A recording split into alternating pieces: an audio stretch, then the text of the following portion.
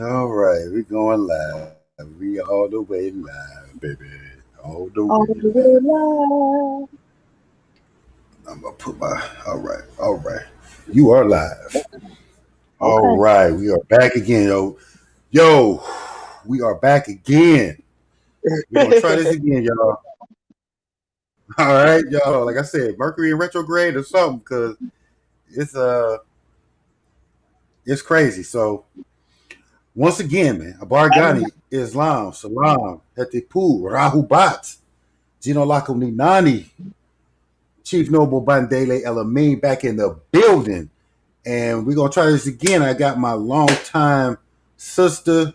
Like I said, she's an AUM member. And, That's right. and you know, an Africanist, holistic, the whole nine, man. She's the real deal. Got sister Zahirah Kareem-Ra in the building. So It's a food. today we're going to be talking about yes, yes. So today we're going to be talking about life with angiosarcoma. We're going to talk about what that is.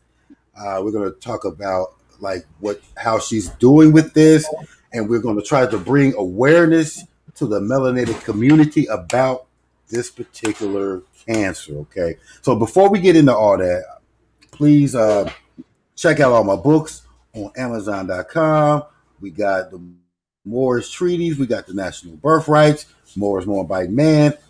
The new one is the birth certificate explained. Y'all go get that. Check it out. Okay. So I'm not gonna get too much into that, but just wanted y'all to see it. So we about to get into this. Okay. And for all of y'all, please like the video, subscribe to the channel. Okay. And please share this video because this is gonna be a very important topic. Right. Okay. A All lot of that being said, we want to get back into this now. Like I said, y'all, we tried to do this before. Ooh, we had problems, so we're gonna try to do this again. And we're talking about angiosarcoma. So, for once again, for the people out there, could you please explain or talk about what angiosarcoma is? Okay. So angiosarcoma is a rare and aggressive cancer that presents in the blood and lymph vessels. Um, you usually see it in people who've had problems with long-term swelling, which I did. That's kind of where this started for me. It's a lot of backstory, but the bottom line is I did have some long-term swelling, and this presented from that. Um, it has presented in my skin primarily, uh, on my leg, even though I do have tumor growths. Um, it's not in the bone or muscle or anywhere else in my body. So that's fortunate. But in short, angiosarcoma is like a skin cancer, which I just thought was crazy. Like, I'm black. I'm you know I'm gonna get skin Right, cancer. and that's why. Right, I wanted to ask you about that when you said that too. I was like, skin cancer. Right. It's like What's that's the what name of the? because they can't deal with the sun, not me. What the world? Like, Right. It's like you got the melanin. I mean, even though I know people that have melanin can get skin cancer, but um, I want to know, like, like, have you looked at what's the difference between like angiosarcoma and what they call what's the one the most known one? It's the most known sarcoma. like a lot of albions get it from no, not sarcoma. Well, the most known skin cancer. They talk about it escapes my mind right now, but And look, it's the name of a skin cancer that right, and it's I want it's like a lot. basal cell skin cancer. It's Look, I'm trying to think yeah, of it's what something, man. this app. I can't think of it, but I did want to make a collation. Maybe we'll get back to that. It'll pop It's in my mind. yeah, it's kind of like a lot of correlation, and that's why I thought this was important because a lot of the things that I thought just aren't so, but that kind of shows that cancer is more than a physical thing. You know, Right. I know what it is. Melanoma. Melanoma. yes. I don't know why we couldn't think of that. I don't know. Your brain fart. But Well, look, I can blame is there chemo. any like correlation to that? No, it's all, they're all very different, and it just depends on your thought process, because somebody introduced to me the thought that cancer is really just an overhealing of the body. Like your body is trying to heal, and it gets so rapid that it gets out of control. So if you think of it that way, then you think of what's happening with all these other cancers. Because essentially it's all cancer. It's just different kinds, and it's based on where it's at, how aggressive it is, you know, meaning how it's growing or spreading, and what it's affecting. But it's all cancer. It's all in the body, and it's so many things that's feeding that, because it's my understanding that we all have cancer cells floating in our body all the time. But most of the time our body can keep it in check through the immune system. But when it kind of gets out of check, that's when you got cancer. I got you. I got you. So I know the other thing we talked about before we were cut off was that I asked if the symptoms, prior to being diagnosed with it, like you were saying that there were certain symptoms that you saw before that. Could you like go back over that again? Yeah, and see, and that's the thing. It's like I have been dealing with my leg swelling for nearly 20 years. Um, so it was that, but what made me kind of investigate that something was wrong was in all that time I've been having trouble with swelling, I didn't have pain. I started having pain, and then the dark spots on my legs started to grow, and they started to grow very rapidly. And I was concerned about that. And that's kind of how, but when I think back, it started years ago. It just didn't advance to where my body couldn't keep it in check until like maybe I had a skin infection like November of 21 is what they said it was, but it was this, you know. Um and but by April of this year, that's when the tumors just started to take off growing. Like they was actually outside of my leg. Like I could see these lumps, on my leg. And so that's kind of how it presented. And I went to the doctor and they biopsied it. The dermatologist biopsied it. And, the results came back that it was angiosarcoma, this rare and aggressive cancer, which sounded really scary to me and just completely outside of what I was expecting, you know. Just I So just so at that time, I'm sorry, at that time, did you feel any pain? Like when you said you start seeing the lumps or the tumors, yeah. did you start feeling pain then? Okay.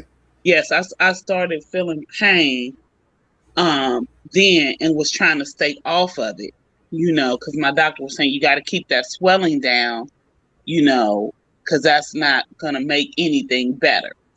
But then probably like I was trying to stay off of it for like a week. And then those second and third weeks, it got so painful and the tumor got so big that I could not walk. Like I completely lost my mobility for some months. Um, so it once it took off, it moved really fast. Like within 3 weeks, I had lost mobility completely. Um, I couldn't take the stairs in my home anymore. I couldn't walk, so I had to have a bedside commode. A bed was moved downstairs into the living room so I wouldn't have to take the stairs. Just, I mean, just completely lost my mobility. That's as clear as it could be within 3 weeks. So this went from like 0 to 100 on me so fast. That it Wow. was real. It was unreal. And it was really scary. I was trying to look at that picture that you put up. So what's red on that person would be, it's like a really dark brown on me. And then those two little black areas, mines were actually raised. Okay. I mean, I'll share Okay. pictures if you want, but it's pretty graphic. Mine looks pretty nasty. Well, I mean, if you want to share some pictures, definitely. I was just going to read along with it, and you can see if this is pretty much exactly what it's saying. It's saying that angiosarcoma is a rare type of cancer, like you said, that forms on the lining of the blood vessels and lymph vessels. The Mm-hmm. lymph vessels are part of the immune system, and the lymph vessels collect bacteria, viruses, and waste products from the body and disposes of them. This type of cancer can occur anywhere any place in the body, but it most often occurs in the skin on the head and neck. Rarely it forms in the skin on other parts of the body, such as the breast, or it may form a deeper tissue, such as the liver and the heart. Angiosarcoma can occur in areas that were treated with radiation therapy in the past. So I just wanted to read that. And you said that basically from yours it was on your legs area. So Mm-hmm. Between my knee and my ankle on my left leg. And I think that I was affected there, quite honestly, because I was the weakest point in my body. Like I said, I had been dealing with long-term swelling in that leg that was misdiagnosed as lymphedema almost 20 years ago. So, wow. I'm pretty strong, and I thought I ate a pretty decent diet and, took supplements and juiced and all that good stuff. Um, but so that was really the only place that I could be attacked because I was pretty strong. But that was the weakest point, and I think it just kind of got in where it could fit in. So are there stages to this Yes, particular type of cancer? it's just like any other kind of cancer. So I was stage 3 when I was diagnosed, and stage 3 is better than what it could be because basically what that means is it hasn't spread anywhere else in my body. They did full body PET scans. They did an Okay. So MRI like of the leg. Go ahead. no, go ahead. Go ahead. Finish. Oh, so when they did all the scans, I didn't have it anywhere else. It was just in the skin between my knee and my ankle on this left leg. So, I mean, not in the Mm. bone, not in the muscle, just the skin. So, to me, that was a good sign. Like, okay, well, it's not anywhere else, so I can concentrate where the fight needs to be, and I got a better chance because it's not spreading. Most So, definitely. like that gave me something to work So my with. question,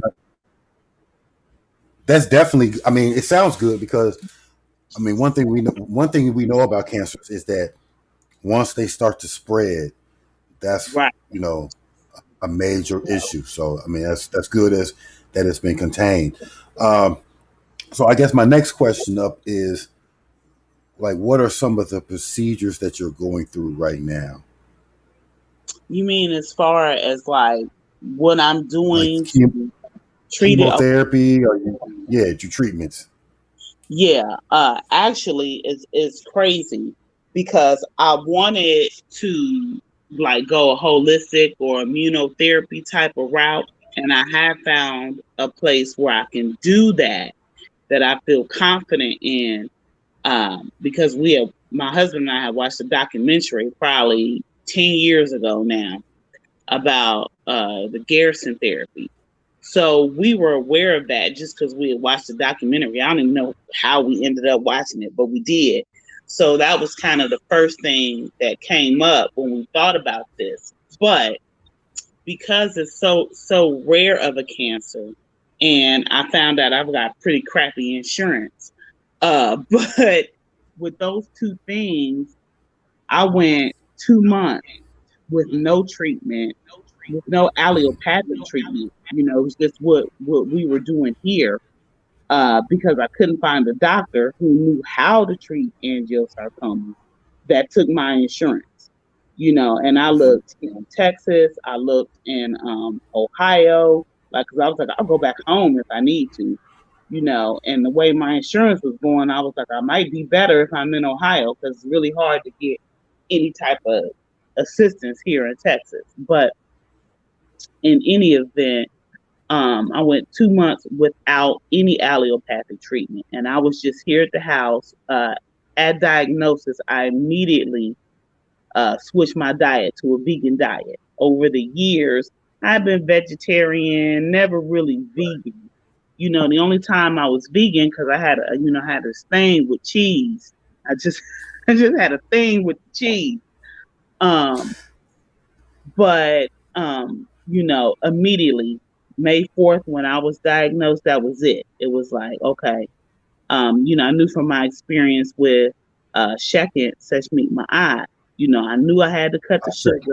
I knew I shouldn't be eating anything from the microwave. I immediately went vegan. Um, and then I ordered the Garrison therapy book.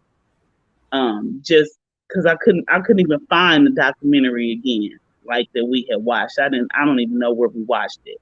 So I brought the book, and then when I got the book, then I found all these other things that I had to cut from my diet. So no salt, no nuts, Oh no wow.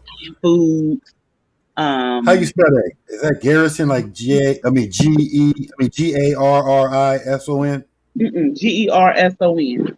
Let me see. Can I flip my camera? Look, I better not do nothing. Nah, go ahead. Okay, yeah. Oh, okay. I got you. I got you. Garrison So okay, so you're going to have to explain to me what is the Garrison therapy. Okay, so basically, the Garrison therapy, they try to wake up your immune system to attack the cancer, recognize and attack the cancer. They do that through diets, supplements, something that I had never heard about before this, coffee enemas, and then, you go to therapy to try to release whatever anger or resentment or just whatever you have, because it's a mind, body, and soul thing. Cancer is not just physical. Um, so that's kind of what they do. The diet is very restricted, but it includes a lot of juicing. It's very bland, and I'm a cooker and an eater, but so that was a really hard transition for me.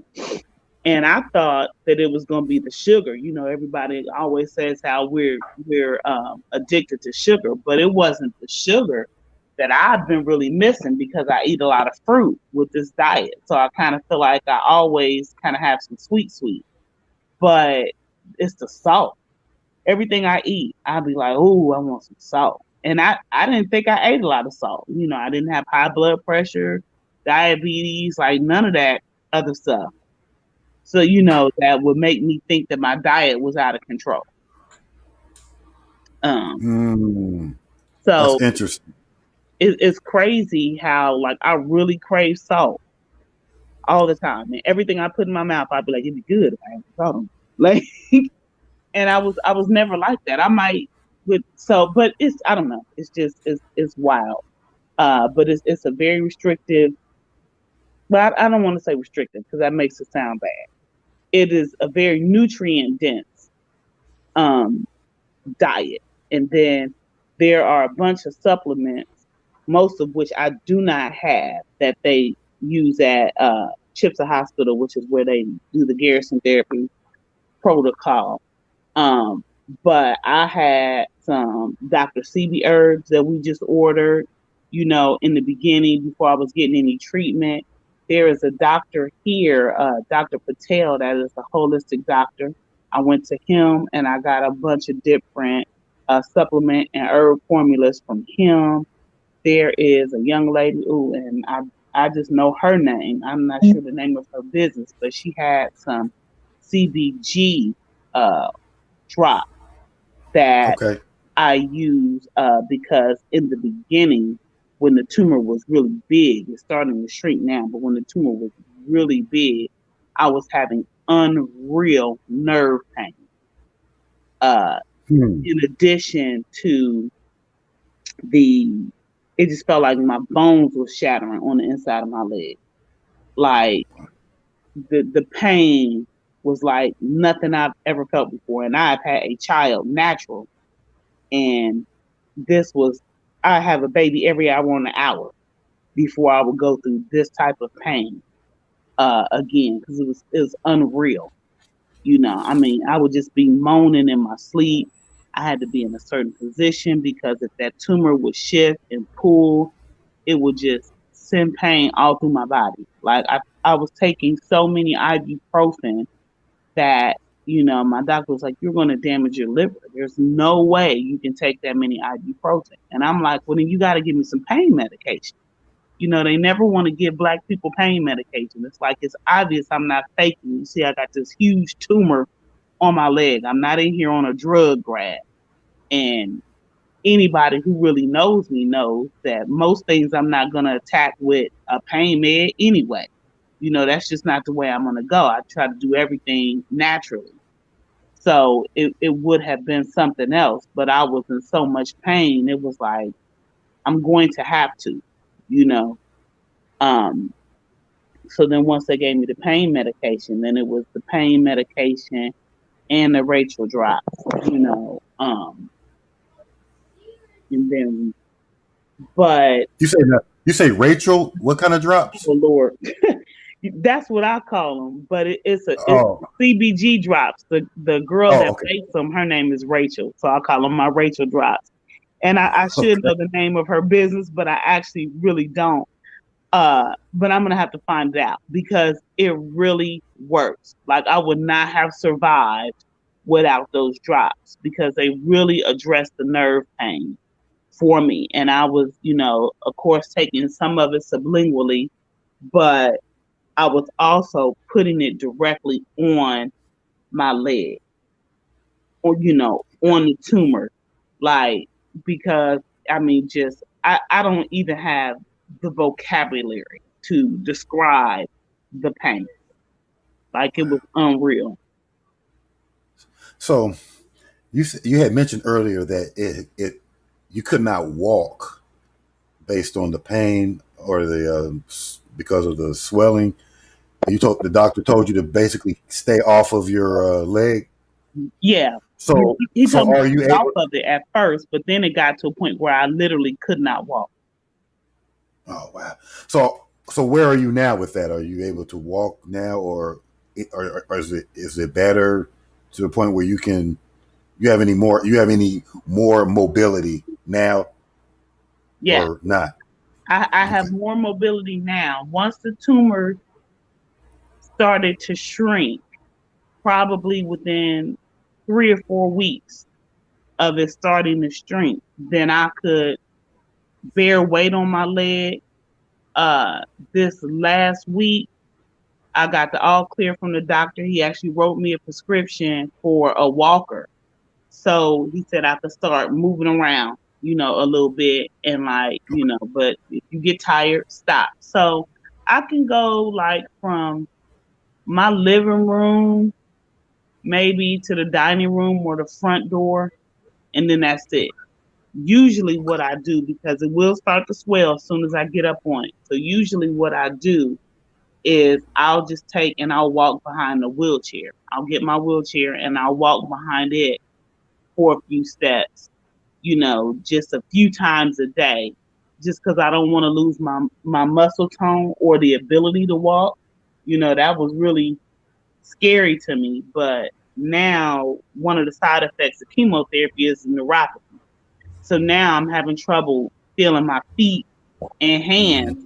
So I'm never sure how much pressure I'm putting on my feet, or the pressure, or the direction of my feet. Like when I'm moving around, I have to physically look at my feet and make sure, like before I stand up and put weight on it, that I'm not in a weird position or whatever where I'm gonna break something.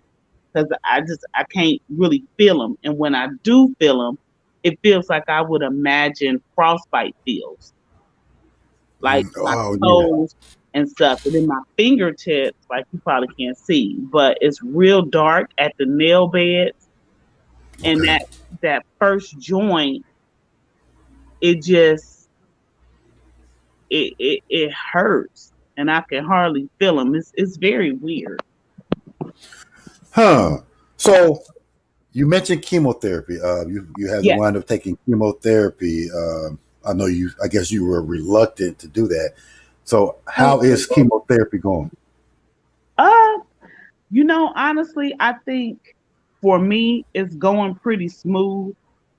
Um, in that I didn't want to do it, but it was going to take more money than what I had. Like I needed a minimum of $40,000 to go to the hospital that I wanted to go to. And because the cancer was so rare, so aggressive, and I was watching it, like I said, within 3 weeks I completely lost mobility.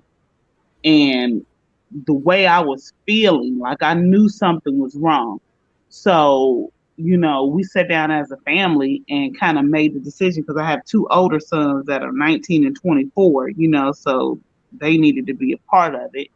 But and of course my parents, like the people closest to me knew, and it was like, okay, I can't continue to do anything, and I need $40,000 to get to this hospital. So our thinking was, we'll put a GoFundMe up in a week. If it don't look like we close, then I'll go ahead and start the chemo, so that I'm doing something, and then we can circle back around, and address the damage that the chemo will cause. Um, my side effects, I think, have been pretty side effects of the chemo. That's what I'm talking about. Have been pretty Yes. mild, to what I see most people go through, uh, and it hasn't been as bad as I kind of thought it would be. But I think that's because I'm taking all of these supplements, because my diet is in order. Like I'm doing things to help my body process that. And I've found uh, a key for me, or a very important key for me, is since my chemo is on Monday, I give it 24 hours to do what it's going to do while it's fresh. And then either Tuesday night, Wednesday morning at the latest, I take a coffee enema, so that I Hmm. get flush all of that excess chemotherapy out of my system, those dead cancer cells out of my system, cleanse my blood, because you try to hold the enema for 15 minutes so that it goes ahead and it cleanses. But cleanse my blood out even more, and that really helps with the pain and the side effects. I'm on a different chemo medicine now. They had to change it because the neuropathy started. But on the old medication, my stomach was just, it felt like it was raw and inside out all the time. That was the worst thing for me, was just the stomach. And then I would just feel like I had no energy. Of course, all my hair fell out, but Man, I know. I'm used to seeing you with those beautiful locks. So, but It Definitely. was terrible because they was like, oh, the hair is gonna fall out. Like they said it like it was a definite. But like you said, I had this head full of locks. I've always had hair, and at first it didn't seem like they were coming out. Uh, but then I started to like get these little puff balls of hair, and then it was like whole locks, that would come out, and then I looked at it and I looked like a old science teacher ready for their comb over or something. My locks was just hanging on by a thread, and we did a block party fundraiser back closer to my birthday. And my husband was like, babe, we can't let people see you like this. And I was like, yes, go ahead and cut it off. So he cut it off, and that actually felt better because they were trying to hang on. It felt like my hair was just constantly being pulled. Yeah, So yeah, right, right. that worked better because I was like, I got a headache, and it was because my hair was trying to hang on, and it was a lot better once I just let it go.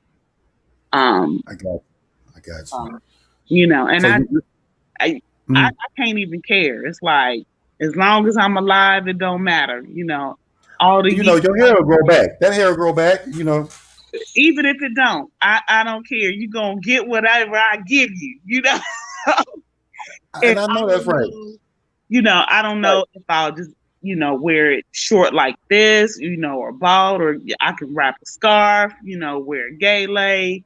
Look, I could wear a wig if I wanted to, which I'm not getting ready to Exactly. do in this Texas heat. But they Well, can yeah, say there's so many options. You do have options. So I mean, that's right. not the And I major thing. really, So I just, I don't know. I guess some women really have a thing with their hair. And I mean, oh I yeah, did cry when he cut it off. I don't even know where the tears came from. I don't know what that was. But I really don't care if I'm alive. I don't care. I just want to be alive, and I said, shoot, my head ain't funny shaped. I can do what I right, want to do. right. Exactly, My husband exactly. said my ears got elfin magic, but you know, I don't care when it really boils down to it. Feeling as bad as I felt, to have my body back in balance, to be healthy. If I'm bald, I'm bald. I don't care. Just the least of my worries. Like to me, that's cosmetic. I'm still cute. Most definitely. No, most definitely. A beautiful sister indeed. So I so I know you were saying about the money that a lot of times that is one of the main concerns that we have, particularly among the melanated community, is we usually don't have the money or the funds to really heal ourselves like we need to. So I got up in here to GoFundMe. I'm going to put up on the screen about the GoFundMe, but could you basically talk about what you need in the GoFundMe and what you need?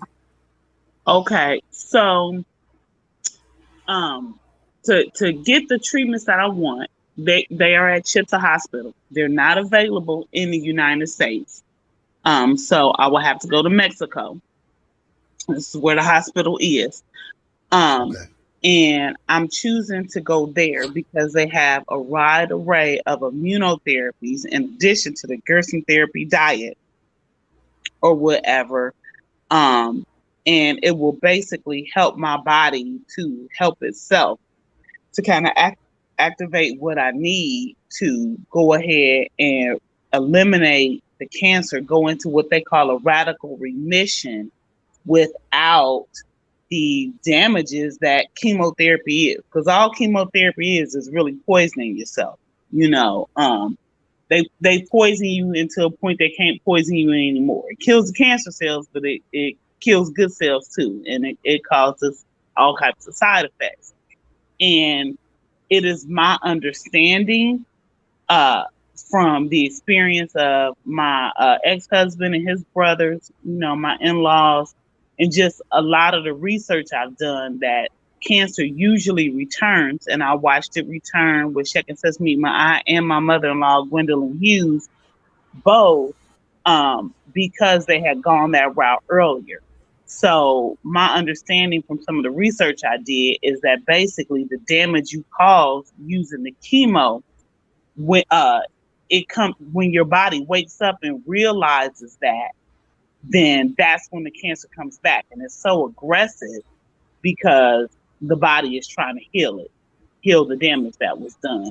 So it's usually more aggressive when it comes back. And I want to prevent that. Like, I want to be a one and done with this. Like, I learned my lesson. I got it all together. We're not going to do that no more. So it was basically, it's a 3-week minimum stay. After they looked at my medical records and everything and decided on or suggested a care track. It was going to be a minimum 3-week stay, and that was like $37,000. Somebody had already offered to pay my flight, round trip flight for me to get there, so I wasn't worried about that. And then there is usually about another $3,500 that you need for your medicines that you bring home. They give you a 3-month supply of medicines that you bring home after the inpatient care. So I knew I was going to need a minimum of $40,000 just to do that. And they don't take insurance because it's a different country. So you gotta pay the cash. Ain't no payment plan. You gotta have the money, and even though my GoFundMe has done very well, I wasn't there. And that's why we went ahead and started with the chemo. I set the GoFundMe at at 75,000, even though I would have left once I had that 40. Right. Because I wasn't sure, like, that was the buffer. If I needed another 3 weeks, then I wanted to have that buffer on there. But the plan is, as soon as I get to 40,000, I'm out of here, and we'll see what happens. And I still am going to do that because now I've gone through almost the whole round of chemo, because they prescribe 12 orders of chemo, 12 weeks of chemo. And I've almost completed that. I've seen a radiologist. He said I wasn't a good candidate for radiology, a regular radiation treatment. So I'm going to see the proton radiologist and see what they think as a second opinion, and if maybe their process will work better. But yeah, that's why I made this, because I couldn't afford, like, I had the extra supplements and stuff that I brought, but I couldn't afford these big gun treatments that they have at CHIPSA. Like, they have the hyperbaric chamber, they have Coley's toxins. So they just got, like, cryoablation, which I'm not sure, that wasn't recommended for me, but I think that's pretty cool. That's where they basically inject the tumors and freeze them. And then, of course, that kills them. So, I mean, they just got a lot of treatments that they've been doing over the past 20 to 40 years that you can't get anywhere but there. Interesting. So have you seen, like what are their success rate, if you will? Shoot. It's amazing. Like, people that they do a conference call every Wednesday where you talk to old patients, and they did like a documentary a few years back. They had people on there that were like 40-year survivors. And the only other person that I know that was a 40-year survivor was my mother-in-law. She was like, she was 40 plus years when her cancer came back. I'm not exactly sure how long Shekin had been a survivor, but people that, have gone there, that they was, here in the States, they was like, we don't have anything else for you. We already gave you the radiation, the chemo. We done all we can, and they go to CHIPSA and they come back ready to skip rope. Their success rate is very high because they look at your medical records and stuff before you even go. And if they can't help you, then they just don't approve you for care. Like it's no I got point in spending all that money to just go down there. Um, so I do like that. Um, but their success rate is very good because they are attacking it holistically. So it's literally mind, body, soul, nutrition, like everything they're pouring into it, to just help the body take care of this and get back into balance. And it's really a beautiful thing and it's an amazing thing. I just, I don't know why we don't have things like that in the States. It's a money grab. Like even before I could find somebody that would take my insurance for my treatment, they was like, well, you can pay cash. Your chemos are going to be 10,000 each, and it's like, and I need 12 of them. I don't have $120,000 cash. Like, so what? what do you expect me to do? But they would literally like, well, we don't take that insurance. If you want chemo, then you can pay for it. And I'm like, I don't have it. You know, Wow. Wow. I mean, That's, and they was like $10,000 and that was the minimum. That was before they even knew what medicine they were gonna put me on. They like, you have to put a deposit down. It's gonna be at least $10,000 for every treatment. So I was that's literally crazy. sitting here like, I'm gonna die because I can't afford treatment. I can't afford holistic treatment. I can't afford, allopathic treatment. Like I'm gonna die right here because I can't get any help. Like what the world? I don't have that kind of money, So I'm glad that it turned out the way that it did. Um, but it takes a lot of money. And I don't know, it's weird because my saying was always you can pay on the front end or you can pay on the back end, because everybody was like, how you got your whole family on this specialized diet, because for a long time the whole family was vegetarian, we was organic, this and that, you know, and it was like, well, I can spend more money feeding my family now, buying supplements now, or I can buy the medicines later. So I kind of always thought I was investing in my health. And then this happened, and I was not prepared for this. Like when I got my insurance, I was literally like, hey, just get the cheapest thing because we don't get sick. Like we juice every day. We vegetarians, we eat organic. My husband grow a lot of the food we eat. Like we straight, We don't nobody smoke cigarettes or nothing like that. We drink alkaline water. Like we good over here. I just need something cheap because I gotta have something. Wow. And I never Right. in a million years imagined like I would need something big. Because I was Man. consciously tending to my health and diet. Like Wow. we worked out, we got gym membership, we got, a treadmill, a teeter, exercise bike, an elliptical machine, two total gyms, weights. I even got that little hula hoop thing. Like, you know, Right. I'm thinking we doing it, And my husband, he's a lifelong athlete, so he always look good. My boys are athletes, shoot. Even my stepdaughter is an athlete. Like we over here, we drinking protein shakes. What? Like Right. I never would have seen it coming. Yeah, But that's that crazy. So that goes me on to my next thoughts and questions is like from all this experience, from everything that's happened, like what have you learned about cancer? Well, yeah, like what have you learned about this cancer? Or well, cancer? I guess the number one thing that I've learned is that it is real. Like, and you really don't know until you go through it or somebody close to you goes through it. Like really close. Like I said, my mother-in-law and Shekin, who is my mother-in-law to me, but I say, both of them, you know, I kind of watched go through it and I felt a way because I was close to the both of them, but it wasn't like actually experiencing the trauma that is cancer. because it is just traumatic physically, mentally, emotionally.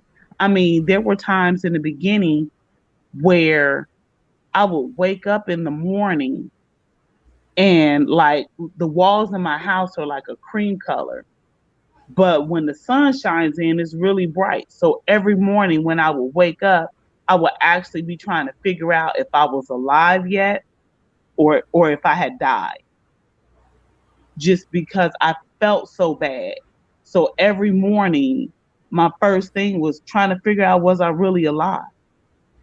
And that is traumatic. And then my youngest son is 8, and I'm thinking like he's going to lose his mother.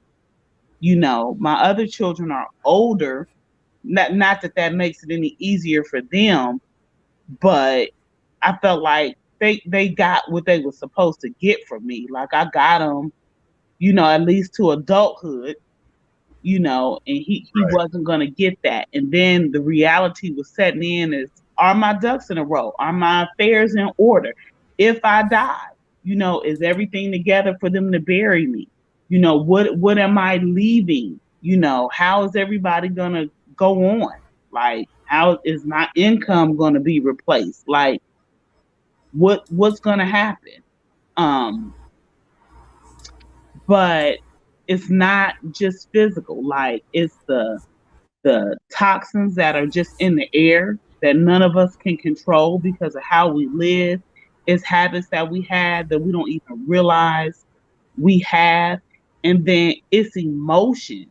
Like, I really think that this was able to take off in my body just because I was holding on to so much hurt and resentment from past experiences. And then I was feeling so much stress and pressure, to kind of make it out here in Texas, with no friends or family really. We just moved out here.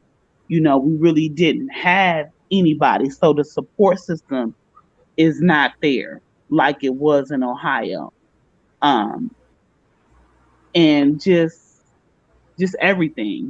My parents are getting older, things are starting to happen with them, and I was just feeling a lot of pressure, and I was taking a lot of that on just myself because for whatever reasons, I didn't feel like I could share that, you know, with my husband. So I was just internalizing all this stress, like what I'm gonna do about my parents, what I'm gonna do about the kids, what I'm gonna do about this, what I'm gonna do about that, and I started a business because the place I worked before COVID started, they went out of business.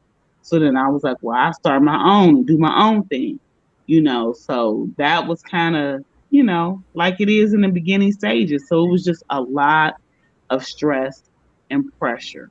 And I think it took me over the edge. And I don't know, I guess I think that because Shekin told me years ago when she was going through her second round bout with cancer, she was like, you got to let go of all of that stuff you have with my son because it's going to manifest like this, if you don't let it out. Because I had a hard time, I was really angry that that relationship didn't work. I was really angry with him just because of a lot of the stuff that happened between us, which I mean, you know about him because you're my friend. But it was a lot of financial loss, emotional loss, like it was a whole thing, and I was mad at him because I felt like, hey, this could have been avoided. And now, not only do we have all of this, but now I got another baby to raise by myself, you know, which I didn't want to do. And I was mad at him, which I'm sure his plan wasn't to go to jail, but it was. That's kind of what happened. So I was really angry with him, and I was holding on to it. It was manifesting. She could see that, because she had that experience with her ex-husband, and she could see that. Um, my mother-in-law, when she was just actually like more like watch your diet, watch your diet type of thing. Which it never made sense to me, even though Shekin was saying, hey, it's an emotional thing, you gotta get that in check. But I was like, but you still ended up with cancer and your diet was perfect. Like she had been vegan for 30 years. She took her supplements. She did her qigong and, walked for exercise and jump rope and roller skated. Like she did everything. So it was like, well, you damned if you do, you damned if you don't. Like I was always, I had Gwen saying, watch your diet, but then her cancer came back anyway.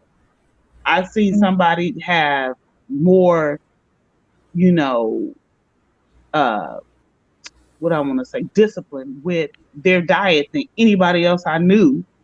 And her cancer came back. So I was like, well, what am I supposed to do? Like, and that's when I'm like, it's not just one thing, it's a lot of things. I mean, I even thought about Bath and Body Works. Like I like their hand soap. But then like probably last year I got really into buying the wallflowers. And before then I never did that. I would just burn incense, but I never had those plug-in type of things. So then I was thinking like, well, was it that? Was it the chemicals in that? Is it because when I use Pine Sol and stuff, I don't wear gloves? Like, I think it's a little bit of all of that. That's heavy, man. That's heavy. That's I don't even know what to say behind that. It's this is a very difficult. This is a very difficult thing, and it seems like there's no win. And you know, I don't know. But this goes into my next question: is like what do you feel like you want to give to the melanated community? Like, what advice would you give to the melanated community dealing with cancers and especially this particular type? It's a few things, but in the beginning, I kind of felt like it's no way. Like I should have just ate a pork chop sandwich and smoked a cigar and drank until I fell out. Like I should have did it all. I should have, been screwing everybody. Like I should have just went crazy in the world. Like because it didn't make no difference. Like it did feel hopeless at first. But my dad is my dad. And some people, if people that don't know him was like, dang, that's rough. But my dad was just like, look, it's only two ways this can go. You can live or you can die. What you want to do? And I'm like, well, I want to live. He's like, then get busy. Do what you got to do. Because it's only two ways. So make your decision now and rock with it. And I was like, okay. So, the decision was made.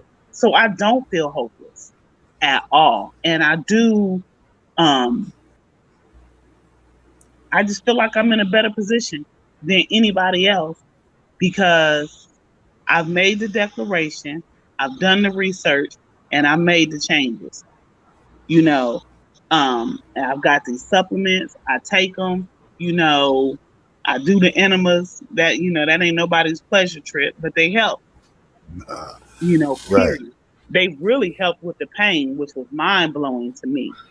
But um, you know, and I guess the biggest thing I would want to tell our community is you got to learn to listen to your body. You know, this is your vehicle for this incarnation objective. You got to take care of it. It really is your tempo. You got to listen. Don't push through. Like I literally convinced myself, and my leg was swelling tremendously. Like it's twice the size of the natural leg, on the other side. And I have really convinced myself because it didn't cause me pain that this was just cosmetic. And I ignored it for a lot of years because it didn't hurt. So I was like, it doesn't hurt. Everything is fine, and I'm just going to move through. I'm going to do what I got to do. Don't do that, and your mental health, your physical health, it all makes a difference. I was in a much better position to fight the cancer because I didn't have anything else going on. I don't have high blood pressure. I don't have diabetes. Like there's nothing I need a daily medication for. I don't have asthma. Like I don't have anything. So that put me in somewhat of a better position because I was primarily healthy. So, I only had that to deal with. Um, so it's just all important. We got to take care of ourselves inclusively, and we just cannot live like these melanin challenged people can live. We just can't do it. We can't be so chemicalized. We can't eat this fast food. We can't eat these genetically modified foods, all this seedless stuff. We can't do that. We just can't. And I understand, like, we both work, my husband and I, well, I don't work now, but we did, in our regular life. We both work, we got kids and everything. I know that it would just be so much simpler sometimes to just stop at Chipotle and get everybody something. And I'm not picking on Chipotle. I'm not saying they're bad. I'm just saying to just stop somewhere and get everybody something because you get off work at 5, fight through the traffic at 6:30, 7 o'clock before you get home. Everybody needs a bath. They need help with it. Like it's like, and now that need to have time to cook, and if you don't plan it out, it's easy. And then they got so much stuff that's packaged, it's just easier to do it. Fortunately Yeah. for me, because I do know how to cook, I didn't do a lot of that. But, now I'm at a point where I can't do anything. Like I literally can't have like a bottle salad dressing, which I did do stuff like that. Like I over the summer ordered all kinds of salad dressings or, Right. mayonnaise, all that kind of stuff, even though I knew how to make it because I've been in culinary school. Most times I didn't. I just brought that stuff like everybody else, not realizing the amount of chemicals that are in there, and Right. then for me, I probably just shouldn't have been doing the dairy at all. So like the mayonnaise and cheese and sour cream and all that stuff, even though I always brought coconut milk. But ice cream, things like that, I never really thought about it, but dairy products, oil, starches, especially the way that they're processing wheat now, all of those things cause inflammation, mucus, poor digestion, you know, all of that kind of stuff. So you really got to take care of all of it. And it seems weird and kooky. And I used to always just be like, like it is not that serious, but it really is. Like it really is. I had pork in it for 30 years, beef and probably 25, you know, but I would eat poultry, I would eat seafood, I would eat frozen food, canned food, pre-made stuff. And I think it just all was too much in the end, you know. Even though everything serves to further, I might have been in a worse position if I didn't drink alkaline water, if I didn't buy organic foods and not eat seedless stuff, and because I did cook and I did take my supplements, you know. But that's the biggest thing. We got to be mindful of all of it, especially the emotional and mental stress. We're all going through that, just being black and trying to navigate, you know, the world. And it's Right. so stressful. I mean, I had 3 biological sons, 4 sons in total. And I got to worry, is somebody going to kill them? Like, that's a stress. Or my husband, my brother, my daddy, Right. is somebody going to kill them just because they're black? Hell, I'm here in Texas. Are they gonna Sandra Bland me? And I got the biggest mouth. I'm subject to let them have it. Um, so that's a stress, and then relationship stresses. We in our community we are taught how to choose a mate, how to conduct ourselves in relationships. Most of us haven't seen a healthy marriage. Certainly didn't grow up in one. I mean, and everything from childhood on affects us. and it just builds up. Like, I know that I had a lot of emotional stress, trauma, and pressure just from how I grew up. Yeah. you know, and it wasn't a bad life. I feel like I had a pretty decent life, but there were things that affected me.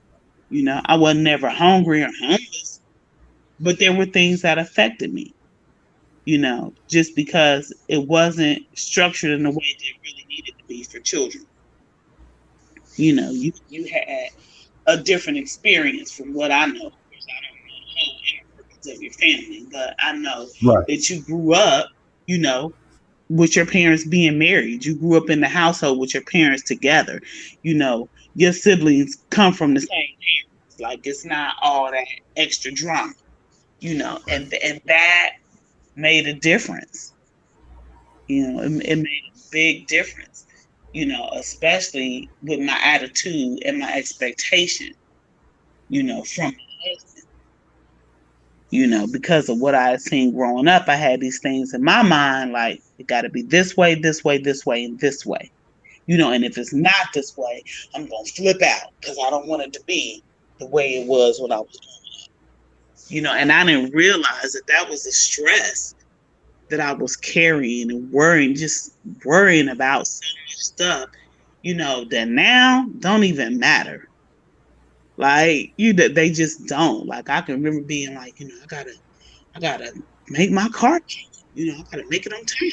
Keep my credit together. Now I'm like, Right. ain't nobody getting no money. I need this money. I got to go Right. and get treatment. These supplements got to be paid for. Like, and I would be having a fit if I was 10 minutes late for work. I'd be inside out for 3 hours because I was 10 minutes late. Now I'm not working at all because the only bandwidth I have is to try to heal myself.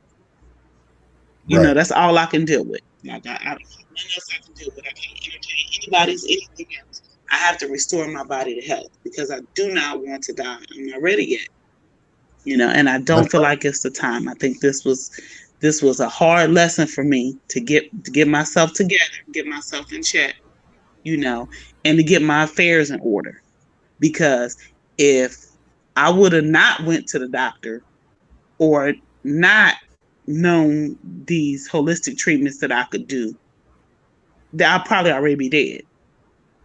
And I don't know that I was prepared to die. Even though I had life insurance, there's so much more that you got to have in place, especially if you're trying to, um, leave your family in a good position.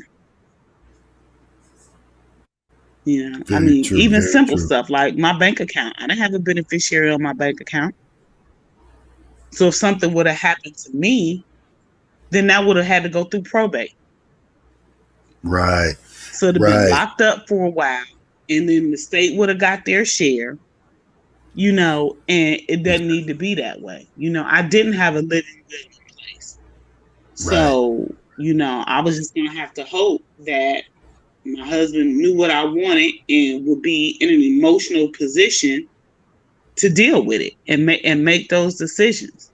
But it doesn't have to be that way. You can go ahead and get all them ducks in a row now because none of us like this stuff turned around on me so quick. Right. And that's the thing. Nobody knows when they're going to go, or nobody knows when something's going to happen. And one of the main things that we do talk about as brothers is estate planning. Having our estate in order. And a lot of most melanated people really have no understanding or thoughts about estate planning. So you At know all. it's interesting. I wanted to ask you, do you have also like any cash app or anything or any other way for people to donate? Oh yeah. Look, Okay. look, Cash App, Venmo, Zelle. I, Well, if you look, would type, if you would maybe put it in the private chat, and then I can copy and paste it to the okay. I'm like and in then a box with a fox. I don't care. or or if you want to just put it in the comments, if you want to go to comments, if you Okay. can see it. and you can just put it in there and show it because y'all. I think it's important if we got money. I've donated. I plan to even donate more. So if y'all watching this later on, take the time out. If you can donate something, please do, because um, it's important for us to look out for each other. Because And every little we bit don't have helps. everybody. Yeah, exactly. So anything can help. Like I said, it's fundamental for the community to take care of our own because we don't have the support from the system like we would expect to, you know, and it's just important for us to continue to give back and to see, I definitely want to see your healing because I also believe that you have, a lot more life to give. Okay, so I see you. Let me see if I can copy and And paste this. that's what I said. I said if the Most High give me 50 more years, I go quietly. But right now, I'm kicking and screaming. You ain't getting ready to just take me out of here. I'm in the game, coach. And that's right. So let me see. I'm gonna put it in the comments. My husband told me stop saying 50 years. He was like, what if God want to give you 51? I said, well, I'll take it, but at least 50. That'll make me 97. Then I had to, then I be quiet, but not this time, and it's the money is important, of course, because like I said, I'm trying to get $40,000 so I can get out of here. But um, you know, I get a lot of help and support other ways. People pray for me, people that I don't even know, you know, and it's about the sincerity of the heart. My very best friend in the world is a Christian. Everybody, I don't know who they praying to. You got all these different that. It's about the sincerity of the heart because there's only one thing. I don't care what you call it. So Def- and I could break that down a million different ways. I've studied and had different experiences, but prayers really help. People do simple things. Like I said, I got an 8-year-old, so they might just come and get the baby. Like, hey, I'm taking my kids to the splash pad. Can he roll with us? Just to get him out because he's worried and concerned. He's 8, so people think cancer mean a death sentence. Um, and right. then people have tried to cook, and be like, well, what about your diet? And I'm like, well, just cook for them and I'll do me because mine is a lot, um or people have done that. My wheelchair, the bedside commode, like all that type of stuff was donated. People have just like giving gas money. My middle son is an hour and a half away from me in college, but he comes down on the weekends and kind of helps out. He take his brother to get a haircut, or he'll wash some clothes or make some soups or something for me. So like people have just sent him gas money, like so he could go back and forth. He's a college student, he ain't got no money, and we don't have nothing to give him, because this takes a toll on you financially. I can't work, so that Right. that puts sets our income in half, but the bills are the same. And then the supplements can be expensive, but they Exactly. work, and they're needed. So it's like, what can you do? You're right. Right. Well, you hanging in there, sister. I appreciate you coming You on. got to watch And that hanging. Look, I'm a warrior. uh, I'm in this game. Look, well, I like, apologize, but you definitely, Dad, as I yeah, want a fried fish sandwich. I'm in this. you stay strong. You stay strong and keep doing what you're doing. I want to have you back on just to see, where you're at, your progress, and anything else to that nature. So I do appreciate you, coming on, and um, hopefully we will be able to see, some progress from this, even monetarily. Like y'all, please, like I said, feel free to donate. Please, I usually don't ask, of these things on the platform, but it is important for the sister to get some bread so that she can do the right thing. Okay, and you so that I know, can be cancer free, and so that it won't come back. And then, right, like, I'm even trying to structure just awareness for our people to care for the body, you know, um, and to just be better, and realize that it's because we getting it all. Like, I don't know, it just seems like things are speeding up, and a lot of people are getting sick, and a lot of people think that these diseases are just normal or to be expected with age, and that's not the case. We can control some of this if we can, keep our bodies in balance. exactly, exactly. I'm gonna put this one here too. So you gave me something else. And then I gotta look at my Venmo. I don't use Venmo that much. I think you can use pay. Well, matter of fact, I know you can use PayPal too. Uh-oh. Is Look, I'm that trying to right? find my Okay, Venmo because I don't know what my handle is for that. I got you. Uh, So this is the way to, and if you guys want to get a contact, just because it's as you well, if can't. somebody sees it and has It's something good. that they I want feel to, very grateful that definitely, I'm in the position that I'm in. Oh, definitely, definitely, okay. and Look, I'm looking at Venmo now, and I think it's just okay. I think I got it. Okay. so Let me that's what it is. Okay, see. And then for Venmo, it's just at Zahirah. and like I said, everybody share this video. If Okay. y'all just coming in, I And know you guys then might just be coming in and out, I but think, share this video because this is uh oh, important. now I can't This hear you. message is important. So okay, I'm not sure. Let me see. I can. I'm still being heard. But what we're gonna do is we're gonna finish it up. I appreciate you, sister. I know you probably can't hear me, but we did a good show. If so, at the end we had this happen, but I'm gonna end the show and Okay. appreciate everybody. And But, I'm gonna let you know that I'm at the end of the show. But I appreciate everybody. Like I said, please like the video, okay. subscribe, and can you I hear me? don't think you can hear me, but you can I see can me. hear you. No, I can hear you. So I can hear you. I know you probably signing off. Thank you. I appreciate you All right. All right. So getting peace me and on love. there. I I love will all talk y'all soon. black. Yes, yes. All right. But I'm gonna make it. By the end of the year, we're gonna be roller skate, jump rope, and I'm hosting foot races out here in the street. I'm gonna be everybody in the foot race to the corner.